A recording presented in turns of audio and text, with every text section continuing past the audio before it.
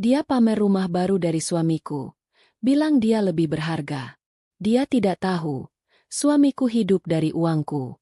Malam itu juga, ku buat dia jadi gelandangan. Hartaku, aturanku. Yuk absen dulu dari mana aja kalian nonton.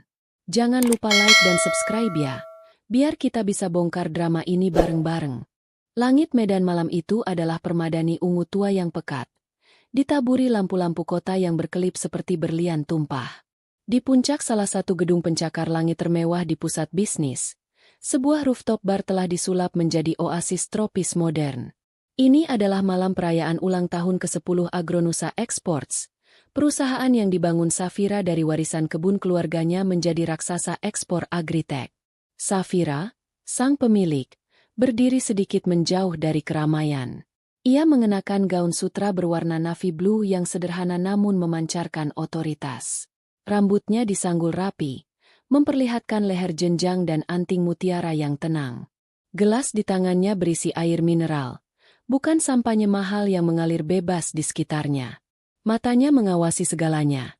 Mitra bisnis dari Jepang yang tertawa, politisi lokal yang berbasa-basi, dan tim intinya yang memastikan acara berjalan lancar. Pusat perhatian, ironisnya, bukanlah dirinya. Tora, luar biasa, kawan. Pesta ini gila. Seorang kontraktor besar menepuk punggung Tora, suami Safira. Tora tertawa. Suaranya renyah dan penuh percaya diri. Hanya yang terbaik untuk istriku, katanya, mengangkat gelasnya ke arah Safira dari seberang ruangan. Safira hanya mengangguk tipis. Tora adalah definisi karisma. Mengenakan setelan linen putih gading yang dijahit khusus, dengan kemeja terbuka di bagian dada, ia bergerak di antara kerumunan seperti ikan di air. Dia menyalami, memeluk, dan menceritakan lelucon dengan energi yang menyedot semua oksigen di ruangan. Dia adalah wajah dari Agronusa, sementara Safira adalah otak dan tulang punggungnya. Banyak yang mengira mereka adalah pasangan serasi. Tora yang flamboyan dan Safira yang pendiam namun brilian. Safira tidak keberatan Tora mengambil panggung. Itu adalah bagian dari kesepakatan tak tertulis mereka. Dia benci basa-basi, dan Tora pandai melakukannya. Selama Tora bahagia dan tidak mengganggu operasional perusahaan, Safira membiarkannya menikmati ilusi bahwa dialah sang raja. Malam itu, Safira memperhatikan sesuatu yang baru. Seorang wanita muda yang tidak ia kenali, hadir sebagai tamu dari salah satu vendor logistiknya.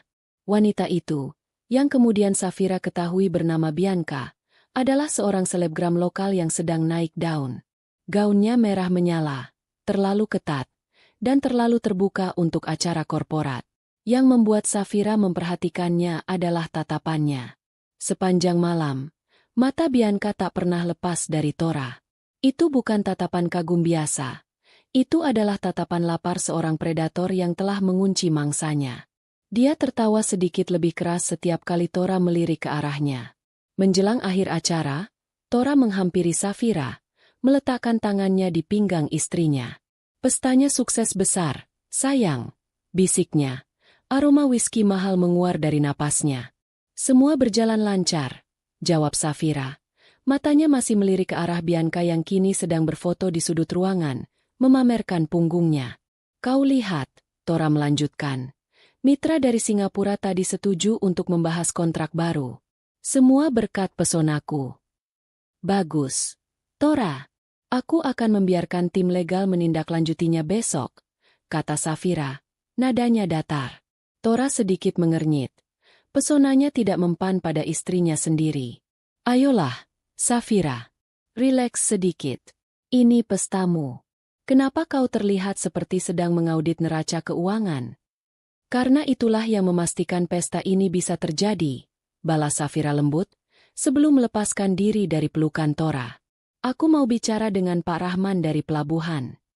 Saat Safira berjalan pergi, dia melihat Tora berbalik. Mata Tora bertemu dengan mata Bianca di seberang ruangan. Tora tersenyum miring. Senyum yang tidak pernah ia berikan pada Safira. Safira menghentikan langkahnya sejenak. Ada sesuatu yang bergeser malam itu. Sebuah retakan kecil muncul di fasad sempurna yang telah ia bangun. Tapi Safira adalah seorang ahli strategi. Dia tidak bereaksi. Dia mengamati, mencatat, dan menunggu. 2 minggu setelah pesta, kehidupan kembali normal. Atau setidaknya, Tora bertingkah seolah-olah normal. Dia masih pulang ke rumah utama mereka, sebuah paviliun modern minimalis di kawasan elit Medan yang dibeli Safira, meskipun seringkali larut malam dengan alasan menjaga jaringan atau pertemuan penting. Safira, sebaliknya, menghabiskan waktunya di tempat yang paling ia pahami, data. Ruang kerja Safira adalah dunianya. Dinding kaca dari lantai ke langit-langit menghadap taman tropis yang rimbun. Tidak seperti kantor Tora yang penuh dengan piala golf dan foto-foto dirinya bersama orang penting. Ruangan Safira hanya berisi rak buku, terminal data Bloomberg, dan meja mahoni besar yang bersih. Sabtu pagi itu, Tora sedang berolahraga, bermain golf, yang Safira tahu adalah alasan lain untuk bersosialisasi. Safira duduk dengan secangkir teh melati, meninjau laporan keuangan. Bukan laporan perusahaan, itu diawasi oleh CFO-nya. Ini adalah laporan keuangan pribadi dan rekening gabungan mereka. Sesuatu menarik perhatiannya. Rekening gabungan mereka, yang biasanya hanya digunakan untuk biaya rumah tangga dan gaya hidup Tora, menunjukkan aktivitas yang aneh. Ada serangkaian penarikan besar selama 3 bulan terakhir. Semua ditransfer ke rekening pribadi Tora. Safira tidak pernah membatasi akses Tora ke rekening itu. Dia terlalu sibuk untuk mengurus hal-hal sepele, dan jumlahnya biasanya masih dalam batas wajar untuk biaya representasi Tora. Tapi kali ini berbeda. Jumlahnya sangat besar. Totalnya mencapai miliaran rupiah. Safira menelusuri lebih dalam. Transfer terbesar terjadi seminggu yang lalu. Tora telah membersihkan hampir 3/4 dari dana di rekening itu. Safira membuka detail transaksi di rekening Tora, yang juga bisa ia akses. Uang itu tidak berhenti lama. Uang itu langsung ditransfer lagi ke sebuah perusahaan pengembang properti. Label transaksinya, pembayaran lunas, properti Mutiara Asri. Kening Safira berkerut. Mutiara Asri adalah kawasan residensial baru yang sangat mewah dan sangat mahal. Mereka tidak sedang berencana pindah rumah. Malamnya, saat Tora pulang, Safira menunggunya di ruang keluarga. Tora masuk sambil melonggarkan dasinya. Terlihat lelah tapi puas. "Malam, sayang," sapa Tora, mencoba mencium pipi Safira, tapi Safira sedikit menjauh. "Kita perlu bicara, Tora." Tora langsung waspada. Nada suara Safira yang tenang dan dingin selalu berarti masalah. "Ada apa?" "Laporan ekspor bermasalah." "Laporan pribadiku," kata Safira, meletakkan tablet di atas meja kopi. Layarnya menunjukkan rincian transaksi. "Investasi properti Mutiara Asri. Bisa kau jelaskan ini?" Ekspresi Tora berubah sepersekian detik, dari bingung, menjadi panik, lalu dengan cepat berubah menjadi senyum menawan yang dibuat-buat. "Ah, itu." Dia tertawa, duduk di seberang Safira. "Sialan, kau merusak kejutannya." Safira diam, matanya menusuk. "Sayang, itu untuk kita," Tora meyakinkan, mencondongkan tubuhnya ke depan. "Aku tahu kau bosan dengan rumah ini. Terlalu banyak kenangan kerja. Aku membelikan kita rumah baru. Tempat kita bisa benar-benar bersantai. Aku sedang mengurus interiornya. Aku ingin ini jadi kejutan ulang tahun pernikahan kita." Safira menatapnya lama. Ulang tahun pernikahan mereka masih 6 bulan lagi. "Kau memakai uang dari rekening gabungan kita untuk membeli properti atas namamu sendiri, Tora?" tanya Safira, suaranya tetap datar. "Tentu saja tidak. Itu hanya masalah administrasi. Sayang, tentu saja itu akan jadi milik kita berdua. Pengacara sedang mengurusnya. Kau tidak percaya padaku?" Tora memainkan kartu andalannya. Viktimisasi. Safira mematikan layar tablet. "Pastikan pengacaramu mengirimkan salinan dokumennya ke kantorku, Senin pagi." Dia berdiri. "Aku ada rapat awal besok." "Safira, tunggu." Tora menahan lengannya. Hanya itu? Kau tidak senang aku memikirkan masa depan kita. Safira menatap tangan Tora di lengannya sampai Tora melepaskannya. Aku akan senang jika kau transparan. Tora, jangan gunakan uangku untuk kejutan yang tidak aku setujui. Selamat malam. Tora memandangi kepergian istrinya. Senyumnya lenyap. Dia mengambil ponselnya dan mengetik pesan cepat. Dia tahu soal rumah itu. Tenang. Aku sudah mengatasinya. Kecurigaan Safira kini telah menyala. Penjelasan Tora tentang rumah kejutan itu terlalu licin dan penuh lubang. Seorang pebisnis seperti Safira tidak percaya pada kebetulan. Dia percaya pada pola. Dia mulai menggali, tetapi tidak secara terang-terangan. Dia tidak mengkonfrontasi Tora lagi. Sebagai gantinya, dia menggunakan keahliannya, riset senyap. Jika Tora berbohong tentang rumah, dia mungkin berbohong tentang hal lain. Beberapa hari kemudian, Safira berada di ruang kerja Tora. Tora mengklaim punya ruang kerja di rumah, tapi Safira tahu itu lebih mirip ruang pamer untuk egonya. Safira sedang mencari dokumen asuransi mobil mereka, yang Tora bersikeras menyimpannya sendiri. Saat membuka laci meja Tora, matanya tertuju pada sebuah kotak bludru biru tua dari toko perhiasan ternama di Medan. Kotak itu kosong. Safira tidak peduli dengan kotaknya. Tapi di bawahnya ada selembar tanda terima. Kwitansi karbon. Pembelian, set berlian merpati, kalung dan anting. Harga. Fantastis. Cukup untuk membeli mobil mewah. Tanggal. 3 minggu lalu. Tepat setelah pesta ulang tahun perusahaan. Dibayar oleh kartu kredit tambahan Tora, yang tagihannya dibayar oleh rekening gabungan. Safira tidak pernah menerima perhiasan itu. Dia menatap nama set perhiasan itu. Berlian merpati. Nama yang puitis dan spesifik. Safira kembali ke ruang kerjanya sendiri. Dia teringat pada wanita di pesta itu. Wanita dengan gaun merah yang matanya tak lepas dari Tora. Dia ingat asistennya pernah menyebut nama selebgram itu saat mereka meninjau daftar tamu vendor. Bianca. Safira membuka Instagram di komputernya. Sesuatu yang jarang ia lakukan. Dia mengetik nama Bianca. Profilnya langsung muncul. Publik. Ratusan ribu pengikut. Isinya adalah parade kemewahan, tas bermerek, liburan di resor mahal, dan makan malam di restoran mewah. Safira menelusuri unggahan-unggahannya. Dan di sanalah itu. Sebuah unggahan video close-up dari 2 minggu lalu. Bianca sedang membelai lehernya di dalam mobil mewah. Kamera menyorot kalung berlian yang berkilauan di lehernya. Serasi dengan anting yang tergantung di telinganya. Desainnya rumit. Berbentuk seperti 2 merpati yang saling berhadapan. Set berlian merpati. Safira memperbesar gambar itu. Tidak diragukan lagi. Dia membaca keterangan di bawah video itu. Merasa diberkahi. Akhirnya menemukan seseorang yang tahu nilaiku dan tidak takut menunjukkannya. Bukan kaleng-kaleng. Queen Energy Medan Elite pria sejati. Jantung Safira tidak berdebar kencang. Justru sebaliknya.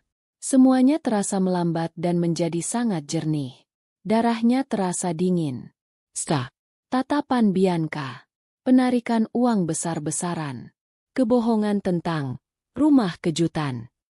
Dan sekarang, perhiasan mahal yang dibeli dengan uangnya, melingkar di leher wanita lain. Ini bukan sekadar perselingkuhan. Ini adalah operasi pengurasan yang sistematis.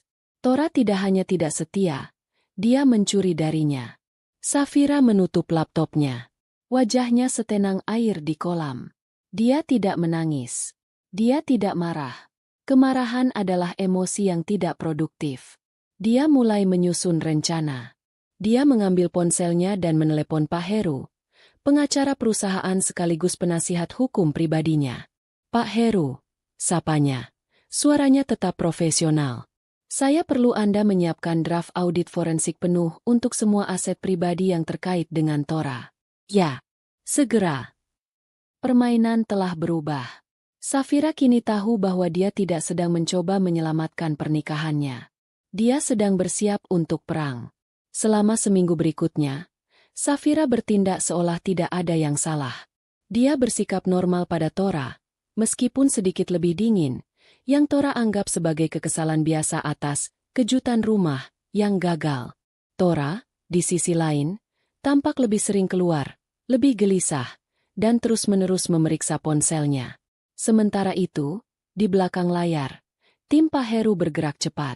Mereka mengumpulkan dokumen, melacak aliran dana, dan mempersiapkan segala yang diperlukan untuk memisahkan aset Safira, yang jumlahnya 99% dari total kekayaan mereka, dari Tora.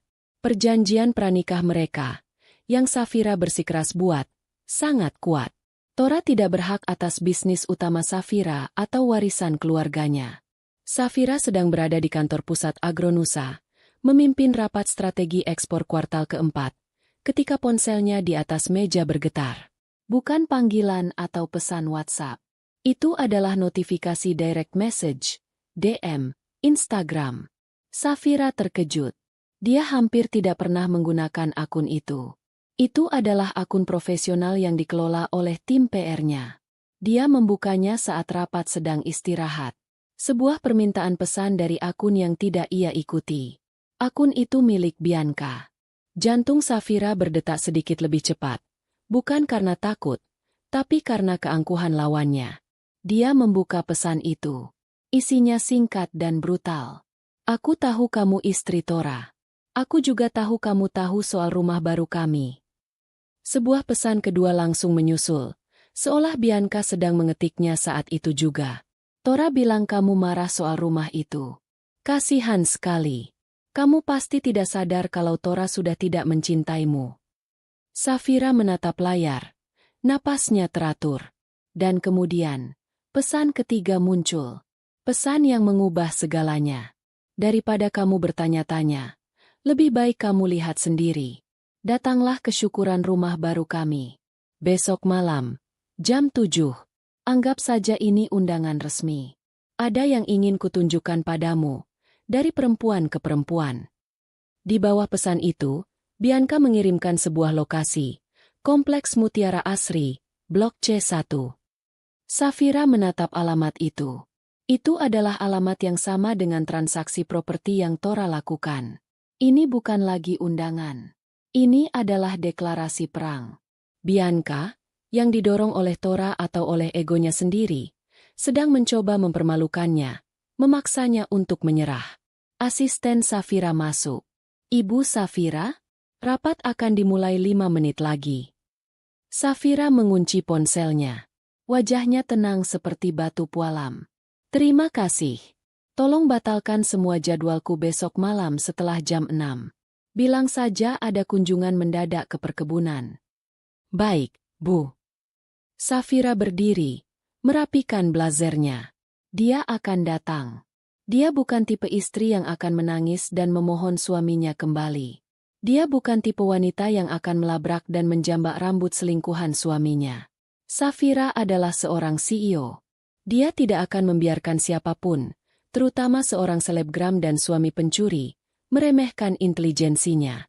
Dia akan pergi ke alamat itu, bukan sebagai istri yang tersakiti, tapi sebagai pemilik aset yang datang untuk menginspeksi propertinya yang disalahgunakan. Malam berikutnya, udara Medan terasa berat dan lembab. Hujan baru saja reda, menyisakan aroma tanah basah dan aspal panas. Safira tidak datang dengan amarah. Dia datang dengan persiapan. Dia mengendarai sedan mewahnya sendiri, bukan diantar sopir. Dia mengenakan celana palazzo hitam dan blus sutra berwarna zamrud. Riasannya minimalis. Rambutnya tergerai rapi. Dia tampak seperti hendak menghadiri makan malam bisnis, bukan sebuah konfrontasi. Kompleks Mutiara Asri adalah definisi kemewahan baru, rumah-rumah besar yang seragam, pilar-pilar palsu yang menjulang, dan lampu-lampu taman yang lebih terang dari bintang. Safira menemukan blok C1 dengan mudah. Rumah itu adalah yang paling mencolok. Lampu sorot menyorot fasadnya yang berwarna putih gading. Ada beberapa mobil tamu lain terparkir di depan. Syukuran, itu nyata. Safira memarkir mobilnya tepat di depan gerbang utama.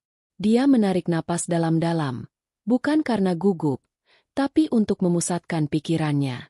Dia mengambil ponselnya, memeriksa apakah alat perekam suara di dalamnya sudah aktif. Lalu, dia keluar dari mobil. Dia tidak perlu menekan bel. Seolah sudah menunggu di balik jendela. Bianca sendiri yang membukakan pintu megah itu. Bianca tampak menang. Dia mengenakan gaun malam berwarna emas yang berkilauan. Rambutnya ditata bergelombang sempurna, dan riasannya tebal. Dan di lehernya, tergantung set berlian merpati, berkilau di bawah lampu teras. "Akhirnya kau datang juga," kata Bianca. Suaranya manis namun penuh racun. Dia menyandarkan tubuhnya di kusen pintu, menghalangi jalan masuk. Safira hanya menatapnya, tidak berkata apa-apa. "Silakan," kata Bianca, melambaikan tangannya dengan gerakan teatrikal. "Lihatlah, aku sedang mengadakan syukuran kecil. Teman-temanku ada di dalam." Safira tidak bergerak. Matanya hanya memindai Bianca dari atas ke bawah, lalu melirik ke interior rumah di belakangnya. Musik terdengar samar-samar. Melihat Safira yang diam, Bianca menjadi tidak sabar. Dia membutuhkan reaksi. Dia membutuhkan air mata atau teriakan. "Cantik, kan?" desak Bianca. Senyumnya semakin lebar. "Tora membelikan ini untukku." Safira masih diam. Bianca tertawa kecil. Tawa yang dipaksakan. Dia bilang dia lelah hidup dengan wanita dingin yang lebih mencintai pekerjaannya. Dia butuh wanita sejati. Bianca melangkah maju, mendekatkan wajahnya ke Safira, seolah sedang berbagi rahasia besar. "Dia membelikan ini untukku," ulang Bianca, suaranya kini lebih tajam, "karena aku jauh lebih berharga darimu." Inilah puncaknya. Kalimat yang dirancang untuk menghancurkan Safira. Safira menatap mata Bianca. Dan kemudian, untuk pertama kalinya malam itu, Safira tersenyum. Itu bukan senyum lebar.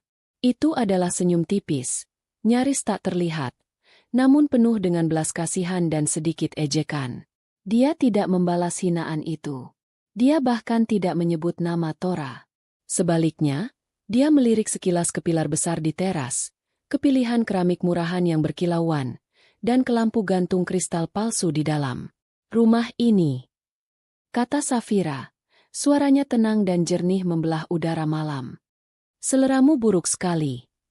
Wajah Bianca membeku. Senyum kemenangannya runtuh. Dari semua respons yang dia bayangkan, tamparan, makian, tangisan, ini adalah satu-satunya yang tidak ia antisipasi. Safira tidak menyerangnya sebagai istri yang dikhianati. Dia mengkritiknya seperti seorang kritikus seni yang jijik. Safira tidak menunggu jawaban. Dia telah mendapatkan apa yang dia butuhkan. Pengakuan langsung dari Bianca. Dia berbalik dengan elegan. Langkahnya mantap di atas sepatu haknya.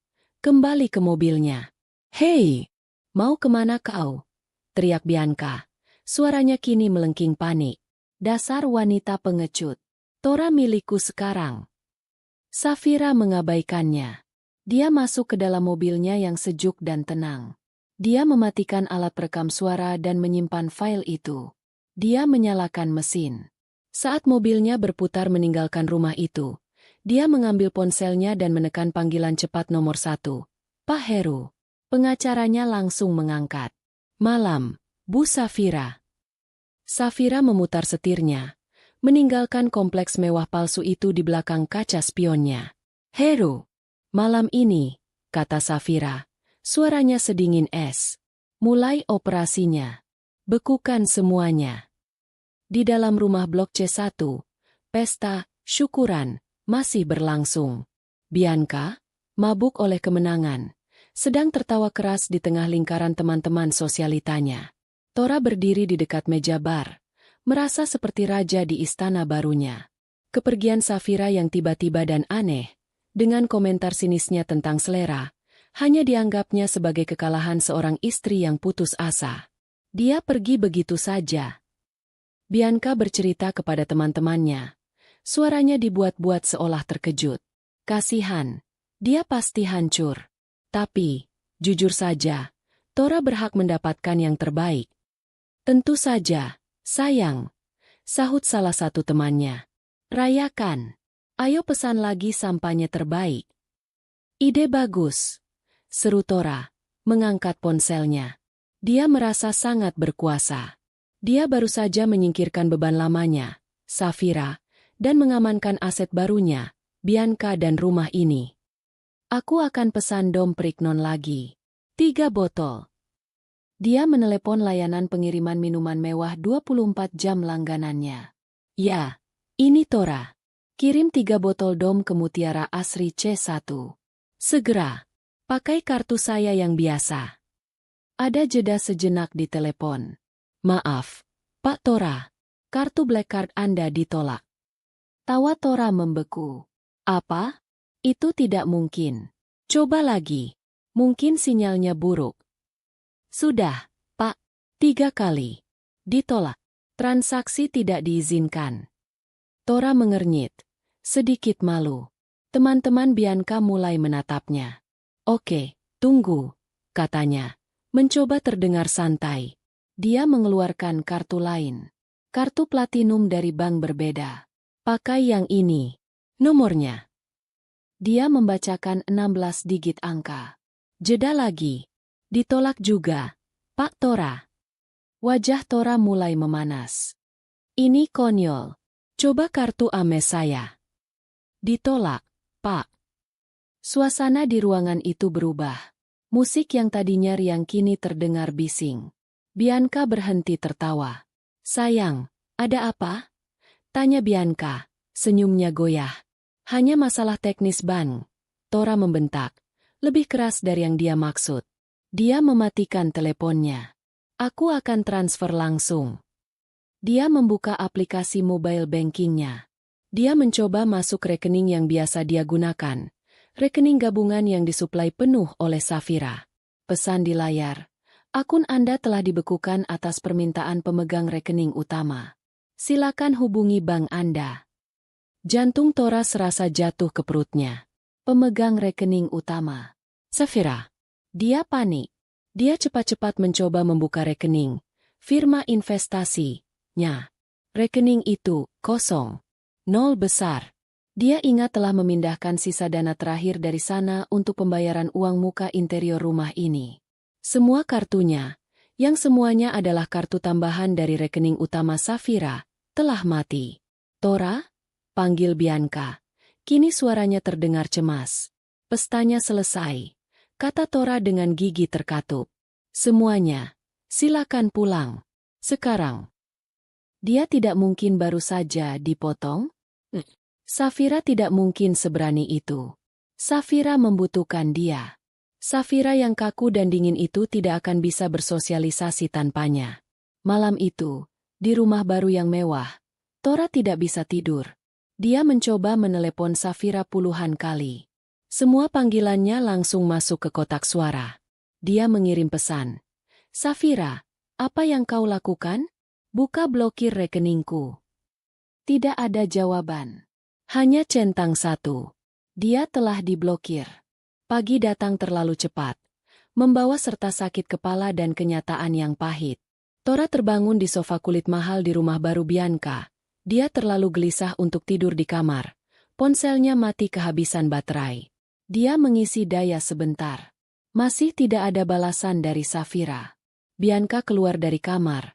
Wajahnya bengkak karena tidur dan sisa riasan semalam. Sudah kau urus? Tanyanya ketus. Aku sedang mengurusnya. Bentak Tora. Ini pasti kesalahan sistem. Aku harus ke bank dan ke rumah. Rumah. Rumah Safira. Dokumen-dokumenku ada di sana. Tora menyambar kunci mobil sportnya, mobil yang juga dibelikan Safira. Dia memacu mobilnya melintasi medan, kemarahan bercampur dengan kepanikan. Dia akan mengkonfrontasi Safira. Dia akan berteriak. Dia akan menuntut haknya. Beraninya wanita itu mempermalukannya? Dia tiba di gerbang kompleks perumahan utama mereka. Paviliun minimalis yang tenang itu. Dia menempelkan kartu aksesnya ke sensor. Bip. Akses ditolak. Dia mencobanya lagi. Akses ditolak. Tora membanting setirnya. Sialan. Dia menekan tombol interkom untuk pos keamanan. Seorang satpam baru yang tidak dia kenali muncul di layar. Selamat pagi, Pak. Ada yang bisa saya bantu? Ini Tora. Buka gerbangnya. Sensor sialan ini rusak. Maaf, Pak. Kata satpam itu dengan nada datar dan profesional. Nama Anda sudah tidak ada dalam daftar penghuni yang diizinkan masuk. Apa katamu? Aku tinggal di sini. Aku suaminya. Mohon maaf, Pak. Saya hanya menjalankan instruksi. Ibu Safira telah mencabut semua akses Anda. Tora keluar dari mobil dan menggedor-gedor gerbang besi yang kokoh itu. Safira, keluar kau. Jangan jadi pengecut. Satpam itu mendekat dari sisi dalam gerbang, diikuti oleh satu satpam lain yang badannya lebih tegap. Dia tidak terlihat terintimidasi. Pak, jika Anda terus membuat keributan, kami akan panggil polisi, kata satpam pertama. Namun, Ibu Safira menitipkan ini untuk Anda. Satpam itu mendorong sebuah koper karyon berwarna hitam melalui celah di bawah gerbang.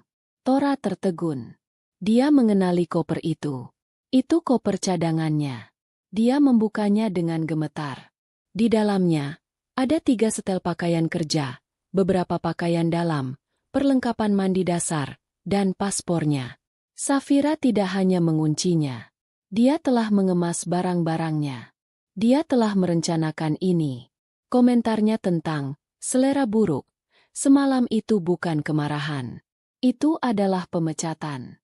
Tora berdiri kaku di depan gerbang rumahnya sendiri, diusir seperti seorang pelayan, dengan satu koper di kakinya. Rasa malu membakarnya lebih panas dari matahari Medan pagi itu. Tora melemparkan koper itu ke kursi penumpang mobilnya dan pergi dengan ban berdecit. Kepalanya berputar. Dia tidak bisa mengakses uang. Dia tidak bisa masuk ke rumah.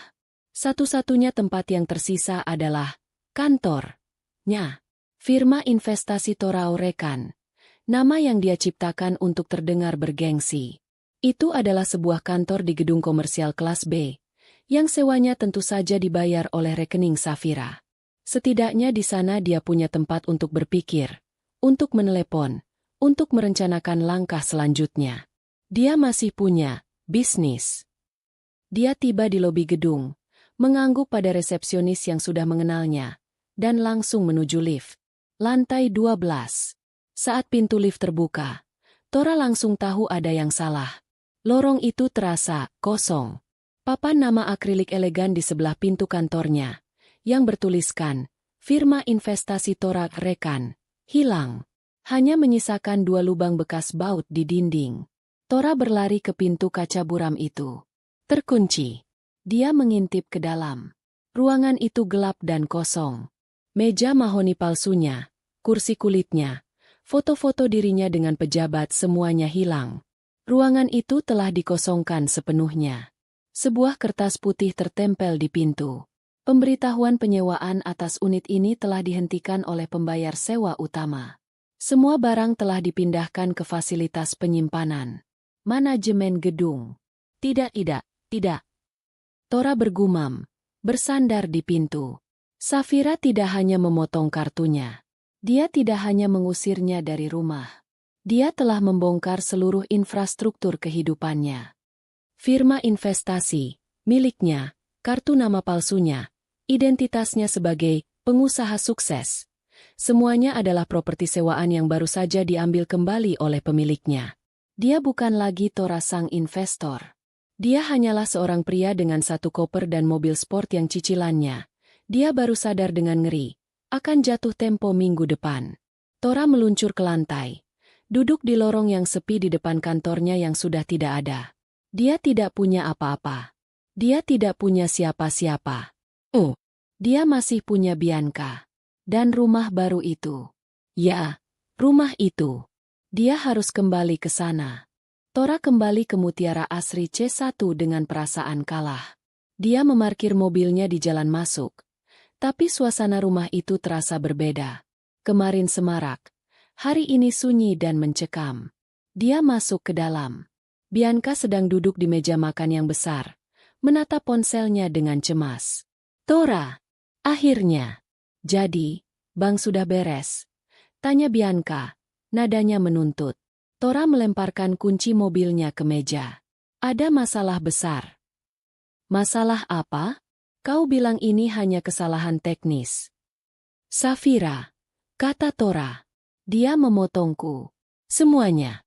Kartu, rekening, rumah bahkan kantorku. Dia mengosongkannya. Wajah Bianca memucat. Apa maksudmu? Memotongmu? Bagaimana dengan kita? Bagaimana dengan rumah ini? Rumah ini aman. Aku membelinya, kata Tora, mencoba meyakinkan dirinya sendiri. Dia tidak bisa mengambilnya. Ini atas namaku. Atas namamu? Tapi pakai uang siapa, Tora? Tanya Bianca, matanya menyipit. Itu tidak penting. Itu sangat penting, jerit Bianca. Aku baru saja mencoba menyalakan jacuzzi. Airnya tidak menyala. Aku mencoba menyalakan AC di ruang tamu. Listriknya mati. Lampu di kamar mandi juga. Tora berlari ke saklar lampu dan menekannya. Tidak ada yang terjadi. Dia mencoba saklar lain. Mati. Dia mematikan listriknya. Tora tidak percaya. Safira tidak perlu repot-repot menelepon PLN.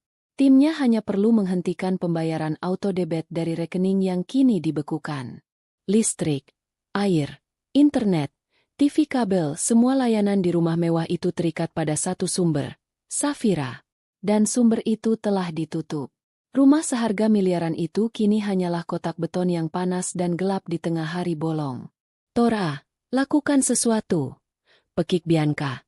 Suaranya naik 1 oktav. Aku tidak bisa tinggal di sini tanpa air dan listrik. Teman-temanku akan tahu. Aku akan dipermalukan. Tenang. Aku sedang berpikir. Tora mengusap wajahnya. Keringat mulai membasahi kemejanya yang mahal. Berpikir apa lagi? Telepon dia.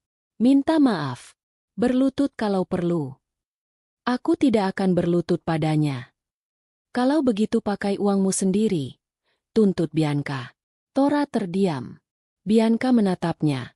Dan sebuah kesadaran mengerikan perlahan muncul di wajahnya. Kau punya uang sendiri, kan, Tora? Maksudku, firma investasimu, itu nyata, kan? Tora menghindari tatapan Bianca. Dia berjalan ke kulkas side by side yang mewah dan membukanya. Lampu di dalamnya tidak menyala. Udara di dalamnya mulai hangat. Sayang, Tora membalikkan badan, mencoba mengeluarkan sisa pesonanya yang terakhir. Suaranya rendah dan memohon. Aku hanya butuh sedikit dana talangan. Hanya untuk sementara. Sampai aku bisa mengatur ulang asetku. Dia mendekati Bianca. Kau punya simpanan, kan? Dari endorsement? Bianca mundur selangkah. Seolah Tora baru saja menamparnya. Wajahnya berubah dari panik menjadi jijik. Pria yang dia puja, pria yang dia kira adalah Raja Medan, pria yang dia pamerkan telah mencurinya dari istri yang membosankan ternyata adalah seorang parasit. Dan sekarang, parasit itu mencoba menempel padanya. Kau bercanda, bisik Bianca. Kau tidak punya apa-apa. Bianca, ini hanya sementara. Keluar, kata Bianca. Suaranya dingin. Apa? Keluar dari rumahku, teriaknya. Mengambil vas bunga kosong dari meja dan melemparkannya ke lantai di dekat kaki Tora. Kau pikir aku mau menampung pecundang? Kau membelikanku rumah curian yang bahkan tidak bisa kau bayar listriknya? Kau menjijikan. Pergi. Tora, yang diusir dari rumahnya sendiri oleh istrinya di pagi hari, kini diusir dari rumah selingkuhannya di sore hari. Selama 2 hari, Tora hidup seperti hantu. Dia tidur di mobil sportnya di berbagai tempat parkir hotel, mandi di pom bensin. Dia mencoba menjual jam tangan mewahnya, tapi hanya mendapat sebagian kecil dari harganya. Uang itu habis untuk bensin dan makanan cepat saji. Dia adalah sosialita yang kini menjadi gelandangan. Dia kehabisan pilihan. Dia harus menemui Safira, bukan untuk meminta maaf, tapi untuk menuntut. Dia masih suaminya. Dia berhak atas setengah dari segalanya. Ya, gono gini. Dia tahu jadwal Safira. Dia tahu Safira selalu tiba di kantor pusat Agronusa jam 8 pagi. Pagi itu, Tora memarkir mobilnya di seberang jalan. Dia belum bercukur. Kemejanya kusut. Dia menunggu. Tepat pukul 7.58, sedan hitam flagship Safira berhenti di lobi utama. Tora berlari menyeberang jalan, mengabaikan klakson mobil. Dia harus mencegatnya sebelum Safira masuk ke bentengnya. Pintu mobil terbuka. Sopir membukakan pintu. Tapi bukan Safira yang keluar. Yang keluar adalah dua pria berbadan tegap dengan setelan hitam dan AirPC. Mereka memindai lobi, lalu berdiri mengapit pintu. Baru kemudian Safira keluar. Dia tampak bersinar. Dia mengenakan powersuit berwarna krem, terlihat segar, tenang, dan sangat berkuasa. Dia seolah tidak terpengaruh oleh drama yang terjadi. "Safira!" Tora berteriak, berlari ke arahnya. Kedua pengawal itu langsung bergerak, membentuk dinding di antara Tora dan Safira. "Pak, harap jaga jarak," kata salah satu dari mereka. Tangannya menahan dada Tora. "Aku suaminya. Lepaskan aku." Tora meronta. "Safira, kita perlu bicara. Kau tidak bisa melakukan ini padaku. Aku akan menuntutmu. Aku akan mengambil setengah dari perusahaanmu." Para karyawan dan tamu di lobi itu berhenti, menatap pemandangan memalukan itu. Safira berhenti sejenak. Dia menoleh, menatap Tora dari balik kacamata hitamnya. Tidak ada kemarahan, tidak ada kesedihan. Hanya tatapan dingin seseorang yang sedang melihat serangga di sepatunya. Dia berjalan melewatinya, bahkan tidak menghiraukannya. Saat dia melewatinya, seorang pria lain yang tampak seperti pengacara, Pak Heru, melangkah keluar dari belakang Safira. Pak Heru tidak berkata apa-apa. Dia hanya menyerahkan sebuah map tebal berwarna coklat ke tangan Tora. Tora, yang masih ditahan oleh pengawal, mengambil map itu dengan bingung. Safira terus berjalan menuju lift pribadi, yang pintunya sudah terbuka menunggunya. "Apa ini?" tanya Tora pada Pak Heru. "Itu," kata Pak Heru dengan tenang, "adalah surat gugatan cerai, dengan tuntutan ganti rugi penuh atas penggelapan dana perusahaan yang Anda lakukan." Tora membeku. "Dan ini," Pak Heru menyerahkan selembar kertas lagi, "adalah restraining order, perintah penahanan. Anda dilarang mendekati Ibu Safira dalam jarak 100 meter. Termasuk kantor ini. Selamat pagi." Pak Heru berbalik dan mengikuti Safira masuk ke dalam lift. Pintu lift tertutup dengan mulus. Tora ditinggalkan sendirian di tengah lobi, memegang dokumen-dokumen yang secara resmi mengakhiri hidupnya. Dia telah kehilangan uang, rumah, kantor, selingkuhan, dan kini istrinya. Operasi padam telah selesai. Pertarungan hukum baru saja dimulai. Diusir dari lobi kantornya sendiri adalah puncak kehinaan bagi Tora. Dipermalukan, bangkrut, dan memegang surat gugatan, dia kembali ke mobil sportnya, satu-satunya rumah yang tersisa. Tapi rasa malu dengan cepat berubah menjadi kemarahan yang membara. Dia tidak bisa membiarkan ini berakhir begitu saja. Dia tidak mungkin kehilangan segalanya. Dia teringat Bianca.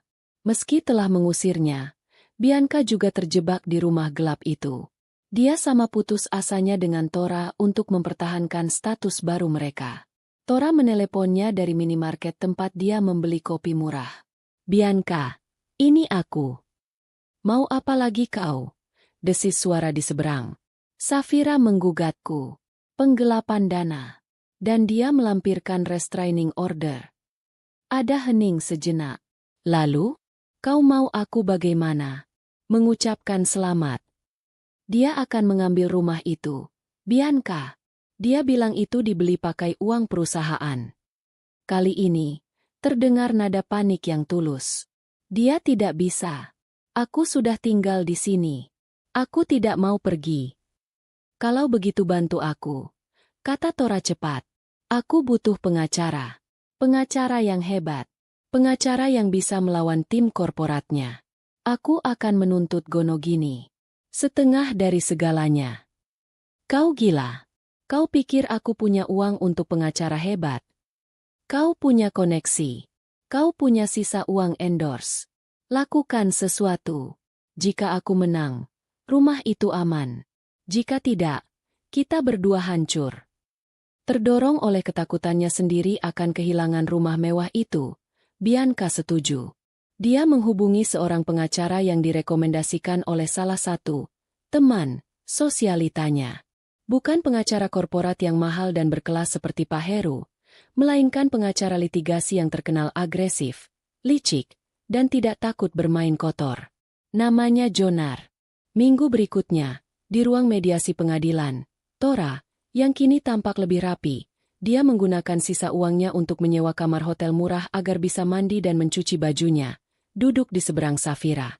Jonar, pengacara Tora, memulai dengan suara lantang, menggebrak meja pelan untuk memberi penekanan. Klien saya, Tora, mungkin tidak memegang jabatan direktur di Agronusa, seru Jonar. Tapi dialah jantung dari perusahaan itu. Siapa yang menjamu klien dari Jepang? Tora. Siapa yang melobi pejabat untuk izin ekspor? Tora. Safira mungkin otaknya. Tapi Tora adalah wajah, pesona, dan keringatnya. Keringat itu bernilai setengah dari aset perusahaan. Tora duduk dengan dada membusung, merasa divalidasi.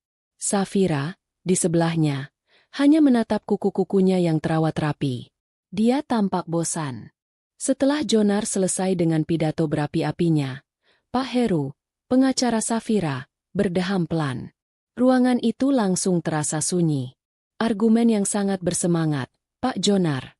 Kata Pak Heru, suaranya tenang seperti air danau. Anda berbicara tentang keringat dan jantung. Saya lebih suka berbicara tentang fakta dan dokumen hukum yang mengikat.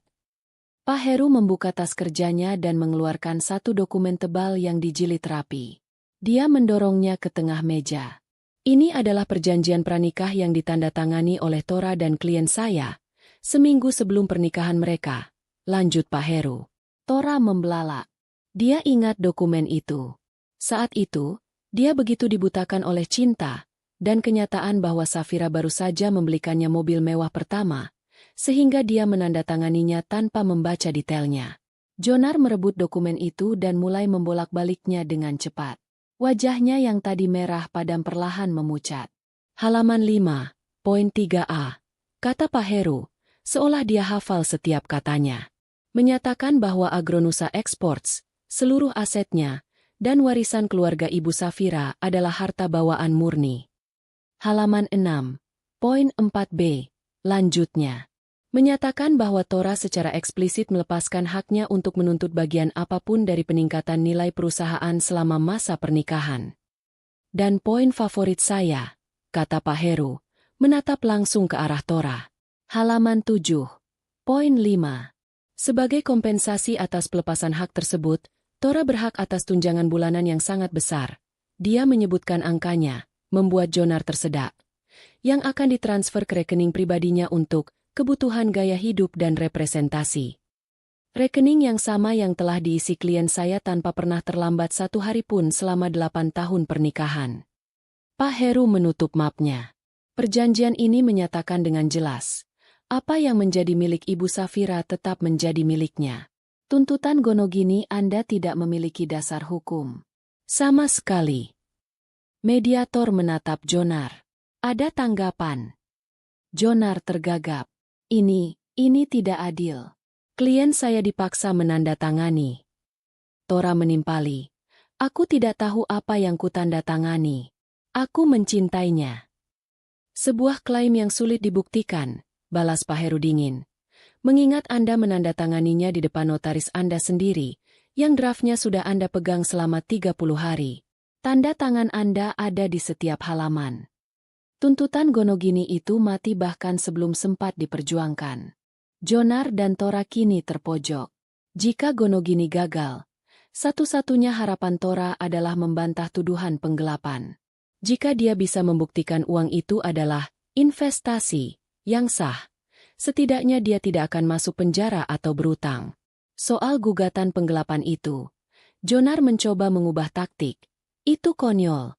Tora menjalankan firma investasinya sendiri. Ibu Safira adalah salah satu investornya. Itu adalah transaksi bisnis yang sah. Benarkah? Tanya Pak Heru. Alisnya terangkat. Dia mengeluarkan map kedua. Mari kita bicara tentang firma investasi Tora Aurekan. Disitulah tim forensik Safira mengambil alih.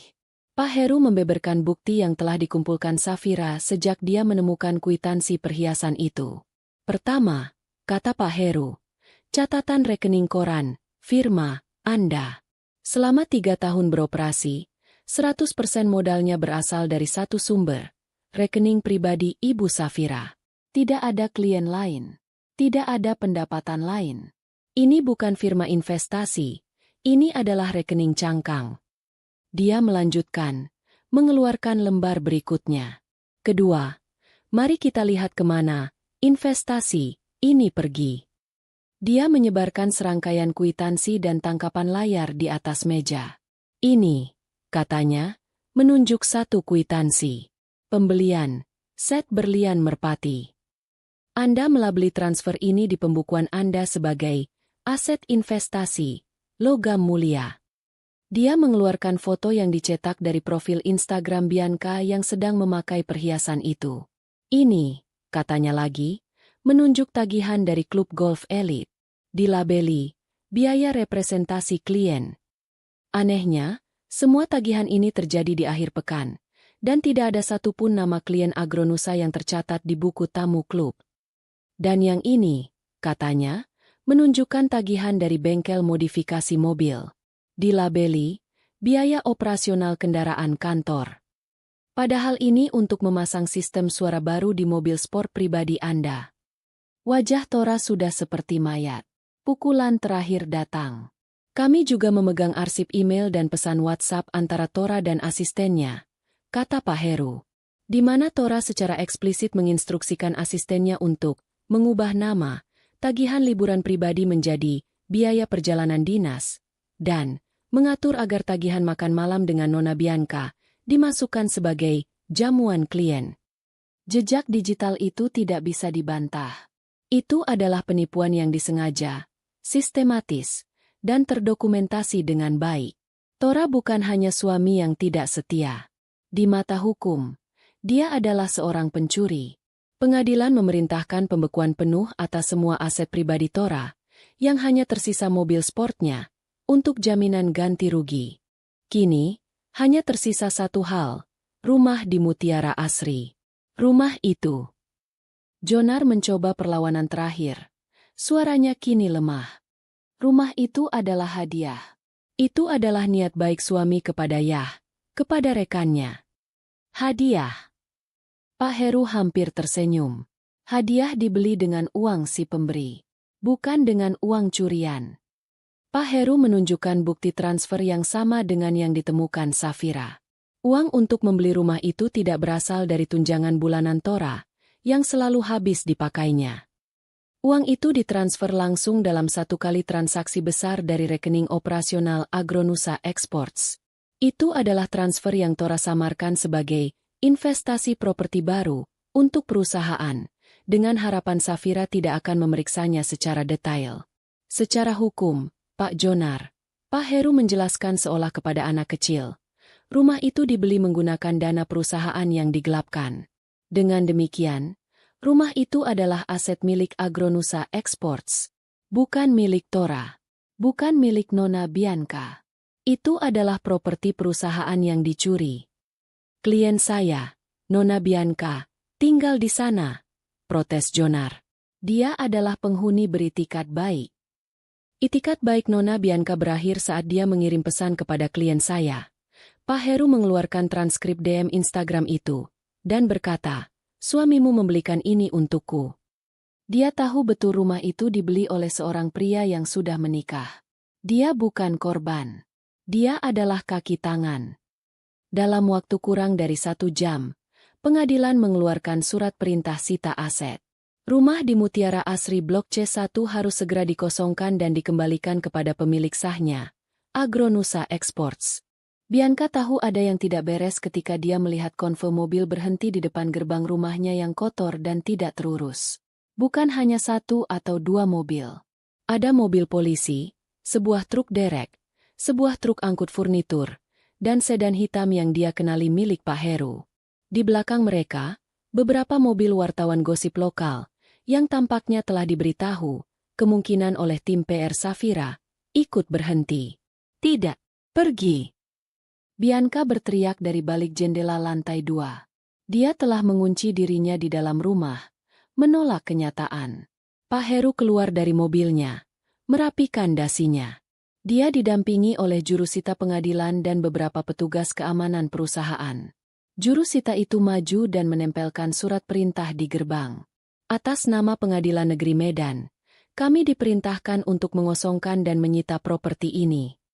Bianca menjerit histeris. Ini rumahku. Kalian tidak bisa melakukan ini.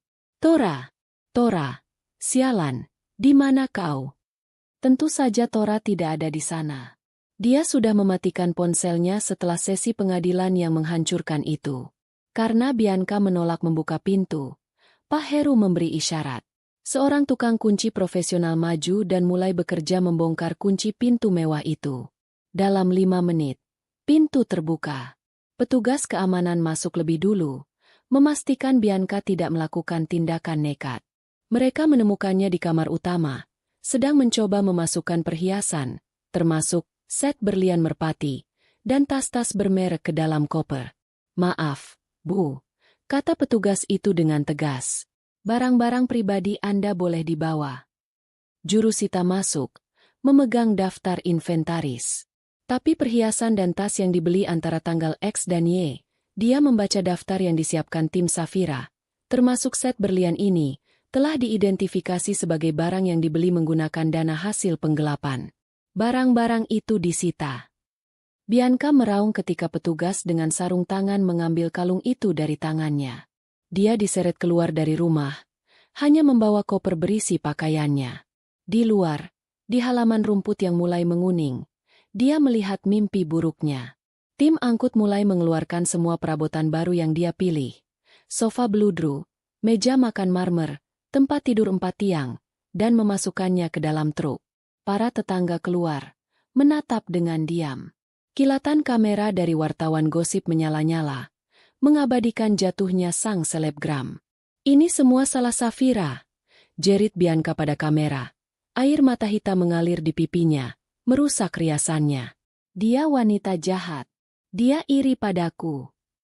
Pak Heru hanya mengawasinya dari kejauhan, lalu menelepon seseorang. Ya, Bu Safira. Aset sudah diamankan. Rumah sudah kosong. Bianca ditinggalkan sendirian di trotoar. Tanpa rumah, tanpa perhiasan, dan tanpa reputasi. Dia telah bertaruh pada pria yang salah dan kehilangan segalanya. Perang aset telah usai.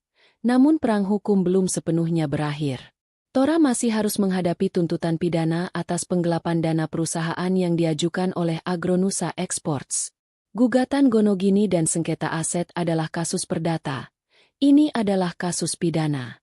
Sidang putusan dijadwalkan pada hari yang mendung. Tora hadir di pengadilan, mengenakan kemeja batik pudar yang dipinjamnya dari pengacaranya, Jonar. Dia tampak 10 tahun lebih tua. Lingkaran hitam di bawah matanya menceritakan kisah tentang malam-malam tanpa tidur dan masa depan yang suram. Safira tidak hadir.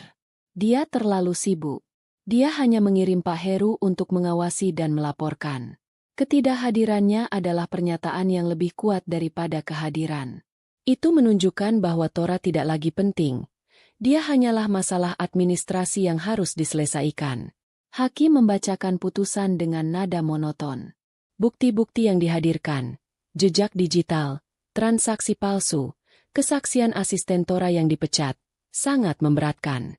Terdakwa, Tora, kata hakim, terbukti secara sah dan meyakinkan bersalah melakukan tindak pidana penggelapan dalam jabatan. Jantung Tora berhenti berdetak. Dia membayangkan jeruji besi. Namun, lanjut hakim, mengingat terdakwa belum pernah dihukum sebelumnya dan pihak perusahaan, Ibu Safira, telah berhasil menyita aset yang sepadan nilainya, pengadilan memutuskan. Tora menahan napas.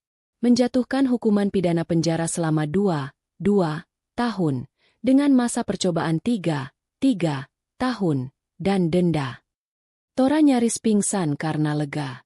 Dia tidak masuk penjara. Dan, tambah hakim, sebagai pukulan terakhir, terdakwa diwajibkan membayar ganti rugi penuh atas sisa dana yang digelapkan dan belum dikembalikan, yang jumlahnya akan ditetapkan dalam putusan perdata. Tora berjalan keluar dari gedung pengadilan sebagai orang bebas, tetapi dia salah. Dia kini seorang terpidana yang sedang dalam masa percobaan. Dia adalah seorang kriminal yang tercatat secara hukum. Dan yang terburat, dia kini memiliki utang ganti rugi bernilai miliaran kepada satu orang yang paling dia benci di dunia, mantan istrinya. Bagi Bianca, kejatuhannya jauh lebih cepat dan lebih brutal secara sosial. Video pengusirannya, yang direkam oleh wartawan gosip, menjadi viral di kalangan elit Medan. Judulnya kejam, sosialita pelakor diusir dari rumah sitaan. Dia menjadi lelucon. Teman-teman yang dulu berpesta dengannya kini memblokir nomornya. Merek-merek yang dulu memberinya endorsement produk kecantikan murahan kini menuntut pengembalian barang. Dia dicap sebagai wanita simpanan yang gagal total. Dalam keputusasaan, Bianca kehabisan uang untuk membayar kamar hotel murah tempatnya mengungsi. Dia melakukan satu-satunya hal yang bisa dia pikirkan. Dia menelan harga dirinya yang tersisa dan pergi ke lobi utama kantor Agronusa Exports. Dia datang tanpa riasan, rambutnya diikat seadanya, dan mengenakan pakaian sederhana. Dia menangis di depan resepsionis. Tolong, saya harus bertemu Ibu Safira. Isaknya, saya hanya ingin minta maaf. Saya tidak tahu apa-apa. Tora menipu saya. Resepsionis yang profesional itu menelepon ke lantai atas. Setelah menunggu beberapa detik, dia menatap Bianca dengan tatapan kasihan yang dingin. Maaf, Bu. Ibu Safira sedang memimpin rapat dewan direksi. Saya akan tunggu, kata Bianca. Sampai malam pun saya tunggu. Resepsionis itu menggeleng. Saya rasa Anda tidak mengerti. Rapatnya akan berlangsung sepanjang hari. Dan besok beliau terbang ke Singapura. Ibu Safira tidak ada waktu untuk Anda. Tidak ada waktu. Pesan itu jelas. Safira tidak marah padanya. Safira tidak membencinya. Safira, lebih buruk lagi, tidak memedulikannya sama sekali. Dia bahkan tidak dianggap sebagai musuh. Dia hanyalah gangguan kecil. Bianca terduduk di kursi lobi, menyadari kebenarannya. Dia tidak pernah menjadi ratu baru. Dia hanyalah alat sekali pakai yang kini sudah dibuang. Minggu berikutnya, seorang staf logistik di Agronusa yang sedang dalam perjalanan bisnis ke Jakarta, melihat Bianca di Bandara Kuala Namu. Dia tidak berada di lounge kelas bisnis. Dia sedang mengantre di gerbang maskapai bujet, menyeret kopernya sendiri, kepalanya menunduk. Dia meninggalkan Medan dalam kehinaan, kembali ke kota kecil asalnya, di mana dia bukan siapa-siapa. Tora kini berada di titik terendah. Dengan status terpidana, tidak ada perusahaan terhormat di Medan yang mau mempekerjakannya.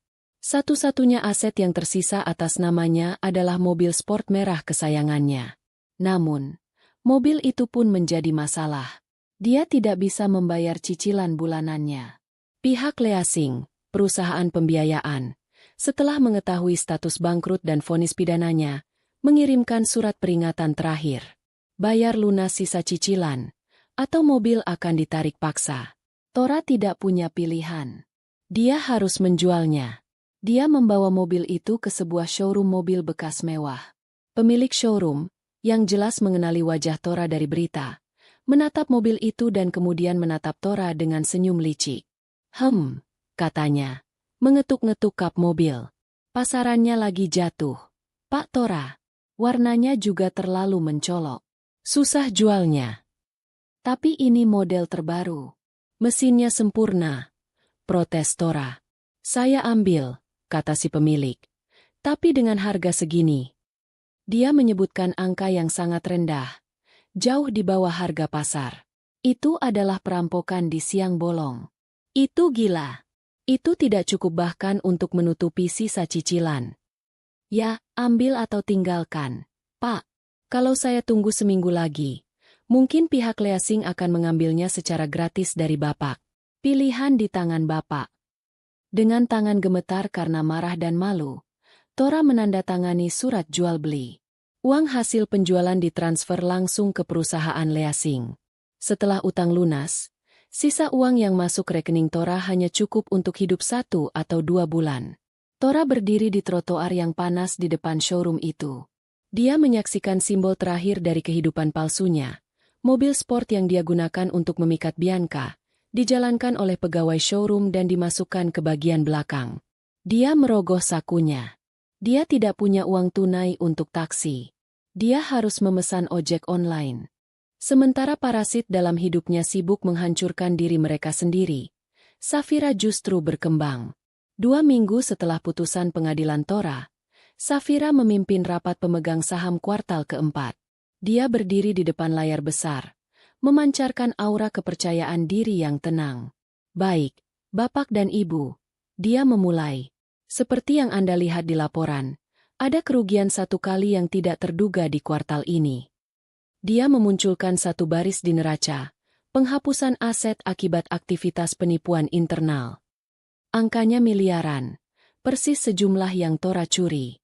Kerugian ini sudah ditangani, katanya dengan tenang. Pelakunya telah divonis, dan proses restitusi, ganti rugi, sedang berjalan, meskipun saya tidak berharap pengembalian penuh. Namun, ini tidak memengaruhi rencana jangka panjang kita. Dia mengganti slide. Layar kini menunjukkan peta Eropa. Saya dengan bangga mengumumkan bahwa kesepakatan kita untuk membuka hub distribusi Eropa pertama Agronusa di Rotterdam telah selesai. Ini akan mempercepat pengiriman kita sebesar 40% dan membuka pasar baru senilai triliunan. Ruangan itu meledak dalam tepuk tangan. Safira telah mengubah krisis menjadi catatan kaki dalam laporan keuangannya. Setelah rapat, Pak Heru menemuinya. Bu Safira, rumah di Mutiara Asri sudah selesai dibersihkan dan disertifikasi ulang atas nama perusahaan. Perabot sitaan dari Nona Bianca sudah kita lelang. Apa rencana Ibu? Mau kita jual propertinya? Safira menatap keluar jendela kantornya, berpikir sejenak. Menjualnya terasa seperti membuang-buang waktu. Tidak, katanya. Cat ulang semuanya dengan warna korporat kita. Interiornya diisi dengan furnitur yang fungsional dan berkualitas. Jangan yang mencolok. Untuk apa, Bu? Itu akan menjadi mes perusahaan, kata Safira. Tempat tinggal sementara untuk tim ekspatriat kita dari Belanda yang akan datang bulan depan. Itu aset bisnis yang berguna. Dia telah mengambil rumah yang dibeli dari hasil pengkhianatan dan mengubahnya menjadi alat untuk ekspansi bisnisnya. Tidak ada emosi, hanya efisiensi. Malam itu, Safira tidak merayakannya dengan pesta. Dia bekerja lembur di kantornya, meninjau kontrak akhir untuk Rotterdam. Ruangan itu sunyi, hanya diterangi lampu meja dan gemerlap lampu kota Medan di luar jendela kacanya yang besar. Pemandangan yang sama seperti di rooftop bar di bab 1. Bedanya, kali ini dia sendirian. Dan dia merasa utuh. Di sudut mejanya, tergeletak surat putusan cerai terakhir yang telah disahkan pengadilan. Dia sudah resmi bercerai. Ponselnya di atas meja bergetar pelan. Sebuah notifikasi e-banking. Itu bukan transfer miliaran. Itu adalah deposit dalam jumlah yang kecil, hampir menggelikan. Pengirim, Tora. Keterangan, cicilan restitusi wajib, 001 dari 1.200. Itu adalah pembayaran pertama Tora atas utang penggelapannya. Dengan jumlah sekecil itu, Tora akan membayarnya seumur hidupnya. Safira menatap notifikasi itu sejenak. Tora bukan lagi suaminya, bukan lagi rekannya, bukan lagi pengkhianatnya. Dia kini hanyalah seorang debitur. Salah satu dari sekian banyak piutang di neraca keuangannya. Dia tidak tersenyum. Dia tidak merasa menang. Dia hanya merasa lega. Bersik. Dia menyeruput teh melati hangatnya. Minuman yang sama yang dia minum saat pertama kali menemukan kejanggalan di rekeningnya. Dia teringat kata-kata Bianca. Karena aku jauh lebih berharga darimu. Safira melihat ke kontrak Rotterdam di depannya. Lalu ke kerlip lampu kota yang makmur di bawah sana. Kota yang ikut dia bangun melalui ekspornya. Dia tidak perlu membuktikan nilainya kepada siapapun. Dia membayarnya setiap hari. Dia adalah pemiliknya. Dia adalah Safira, ratu di singgasananya sendiri, dan parasitnya telah dibersihkan.